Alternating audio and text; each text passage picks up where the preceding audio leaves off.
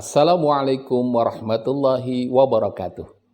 Kementerian Agama sejak 4 dekade yang lalu pernah mengeluarkan instruksi Dirjen Bimas Islam tahun 1978 tentang pengeras suara di masjid dan di mushola, yang diperkuat kembali dengan surat edaran Dirjen Bimas Islam tentang pelaksanaan instruksi tersebut pada tahun 2018 dan terakhir diperkuat lagi dengan surat edaran Menteri Agama nomor 5 tahun 2022 tentang pedoman penggunaan pengeras suara di masjid dan di mushola. Hal ini dilakukan dengan mempertimbangkan bahwa penggunaan pengeras suara telah menyebar sedemikian rupa di tengah masyarakat untuk keperluan azan misalnya, untuk iqamah, membaca ayat-ayat suci Al-Quran, ceramah agama, dan lain-lain. Penggunaan pengeras suara ini tentunya menimbulkan gairah beragama dan merupakan syiar kehidupan keberagamaan. Tetapi sekaligus pada sebagian masyarakat ada yang menimbulkan ekses-ekses yang kurang simpati disebabkan pemakaian pengeras suara yang tidak atau kurang memenuhi syarat. Nah, untuk memastikan bahwa penggunaan pengeras suara tidak menimbulkan potensi yang kurang harmonis di tengah masyarakat, maka kami atas nama Kantor Kementerian Agama Kabupaten Kapuas mengajak dan menghimbau kepada seluruh masyarakat, marilah kita dukung bersama pelaksanaan surat edaran Menteri Agama nomor 5 tahun 2022 tentang pedoman penggunaan pengeras suara di masjid dan di mushola agar tercipta harmoni sosial yang baik di tengah masyarakat serta mewujudkan ketentraman, ketertiban, kenyamanan, kehidupan bersama seluruh warga masyarakat. Seperti apakah isi surat edaran tentang pedoman penggunaan pengeras suara di masjid dan mushola? Yuk, mari kita ikuti penjelasan berikut ini. Surat Edaran Menteri Agama Nomor 5 Tahun 2022 tentang pedoman penggunaan pengeras suara di masjid dan mushola. Ketentuan umum. Pengeras suara terdiri atas pengeras suara dalam dan suara luar. Pengeras suara dalam merupakan perangkat pengeras suara yang difungsikan atau diarahkan ke dalam ruangan masjid atau mushola. Sedangkan pengeras suara luar difungsikan atau diarahkan keluar ruangan masjid atau mushola. Penggunaan pengeras suara pada masjid atau mushola mempunyai tujuan mengingatkan kepada masyarakat melalui pengajian Al-Quran, selawat atas Nabi, dan suara azan sebagai tanda masuknya waktu sholat fardu. Menyampaikan suara muazin kepada jamaah ketika azan, suara imam kepada makmum ketika sholat berjamaah, atau suara khatib dan penceramah kepada jamaah.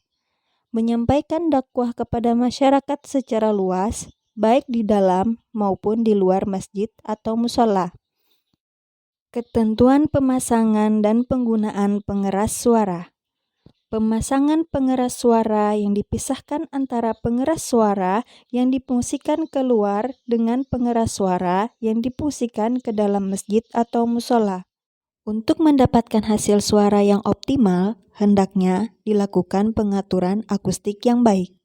Volume pengeras suara diatur sesuai dengan kebutuhan dan paling besar 100 desibel. Dalam hal penggunaan pengeras suara dengan pemutaran rekaman, hendaknya memperhatikan kualitas rekaman, waktu, dan bacaan akhir ayat, selawat, atau tarhim. Ketentuan tata cara penggunaan pengeras suara. Waktu sholat subuh, sebelum azan pada waktunya, pembacaan Al-Quran atau selawat atau tarhim dapat menggunakan pengeras suara luar dalam jangka waktu paling lama 10 menit. Pelaksanaan sholat subuh, zikir, doa, dan kuliah subuh menggunakan pengeras suara dalam. Untuk sholat zuhur, asar, maghrib dan isya, sebelum azan pada waktunya, pembacaan Al-Quran atau selawat atau tarhim dapat menggunakan pengeras suara luar dalam jangka waktu paling lama 5 menit. Sesudah azan dikumandangkan, yang digunakan pengeras suara dalam. Untuk sholat Jumat, sebelum azan pada waktunya, pembacaan Al-Quran atau selawat atau tarhim dapat menggunakan pengeras suara luar dalam jangka waktu paling lama 10 menit. Penyampaian pengumuman mengenai petugas Jumat, hasil infak sedekah, pelaksanaan khutbah Jumat, sholat, zikir dan doa menggunakan pengeras suara dalam. Pengumandangan azan menggunakan pengeras suara luar. Untuk kegiatan syiar Ramadan, gema takbir Idul Fitri, Idul Adha, dan upacara Hari Besar Islam, penggunaan pengeras suara di bulan Ramadan, baik dalam pelaksanaan sholat tarawih, ceramah, atau kajian Ramadan, dan tadarus Al-Quran menggunakan pengeras suara dalam. Takbir pada tanggal 1 Syawal atau 10 Zulhijjah di masjid atau musola dapat dilakukan dengan menggunakan pengeras suara luar sampai dengan pukul 10 malam waktu setempat dan dapat dilanjutkan dengan pengeras suara dalam. Pelaksanaan sholat Idul Fitri dan Idul Adha dapat dilakukan dengan menggunakan pengeras suara luar. Takbir Idul Adha di hari tasyrik pada tanggal 11 sampai dengan 13 Zulhijjah dapat dikumandangkan setelah pelaksanaan sholat rawatib secara berturut-turut dengan menggunakan pengeras suara dalam. Upacara peringatan Hari Besar Islam atau pengajian menggunakan pengeras suara dalam, kecuali apabila pengunjung tablik melimpah keluar area masjid atau musola dapat menggunakan pengeras suara luar. Suara yang dipancarkan melalui pengeras suara perlu diperhatikan kualitas dan kelayakannya. Suara yang disiarkan memenuhi persyaratan bagus atau tidak sumbang. Pelafazan secara baik dan benar. Pembinaan dan pengawasan terhadap pelaksanaan surat edaran ini menjadi tanggung jawab Kementerian Agama secara berjenjang. Kementerian Agama dapat bekerja sama dengan pemerintah daerah dan organisasi kemasyarakatan Islam dalam pembinaan dan pengawasan.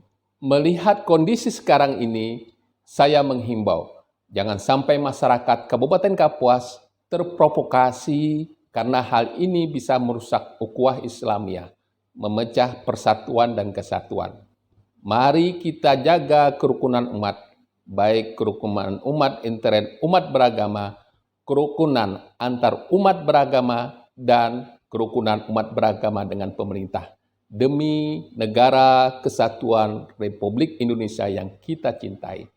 Demikian semoga bermanfaat bagi kita semua dalam rangka memperkuat jalinan ukhuwah Islamiyah, ukhuwah insaniyah, dan ukhuwah wataniyah di negara kita, khususnya Kabupaten Kapuas. Terima kasih. Wassalamualaikum warahmatullahi wabarakatuh.